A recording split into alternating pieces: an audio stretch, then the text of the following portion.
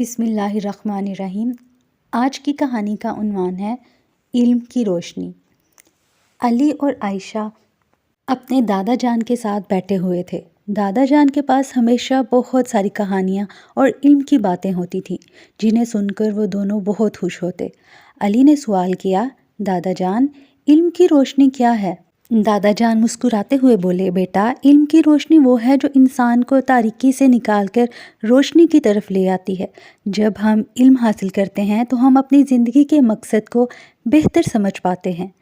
علم انسان کے دل کی روشنی بن جاتا ہے جو اسے سچائی کی طرف رہنمائی دیتا ہے۔ عائشہ نے کہا، دادا جان، کیا علم حاصل کرنا ضروری ہے؟ دادا جان نے جواب دیا، جی ہاں، علم حاصل کرنا ہر مسلمان پر فرض ہے۔ اللہ تعالیٰ نے قرآن پاک میں فرمایا، اقرا یعنی پڑھو، اور نبی کریم صلی اللہ علیہ وآلہ وسلم نے فرمایا، علم کا حاصل کرنا ہر مسلمان پر فرض ہے، چاہے وہ مرد ہو یا عورت ہو۔ علم زندگی کو بہتر بناتا ہے اور صحیح راستے پر چلنے کی ہمت دیتا ہے۔ عائشہ اور علی دادا جان کی باتوں کو بہت غور سے سن رہے تھے۔ دادا جان نے کہا کہ اللہ تعالیٰ نے علم کو اتنی اہمیت دی ہے کہ قرآن پاک میں جگہ جگہ اس کا ذکر آیا ہے۔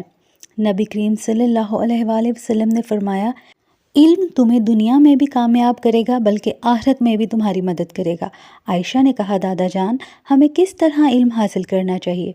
دادا جان نے کہا، علم حاصل کرنے کے لیے تمہیں پہلے اللہ کی رضا کی نیت کرنی ہوگی، پھر سخت محنت اور لگن سے پڑھنا ہوگا۔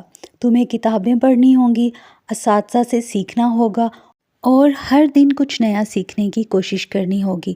علی اور عائشہ نے دادا جان کی باتوں کو دل سے سمجھا اور عہد کیا کہ وہ علم حاصل کرنے کی کوشش کریں گے۔ وہ دونوں اس وقت کو یاد رکھیں گے جب دادا جان نے انہیں علم کی روشنی کے بارے میں بتایا تھا۔ کہانی سے ہمیں یہ سبق ملتا ہے کہ علم حاصل کرنا ہر مسلمان پر فرض ہے۔ علم انسان کی زندگی کو بہتر بنانے، اس کی سوچ کو روشن کرنے اور اسے صحیح راستے پر چلانے میں مدد دیتا ہے۔ علم کی روشنی ہمیں دنیا اور آخرت دونوں میں کامیاب کرتی ہے، اس لیے ہمیں علم حاصل کرنے کے لیے محنت اور لگن سے کام لینا چاہیے۔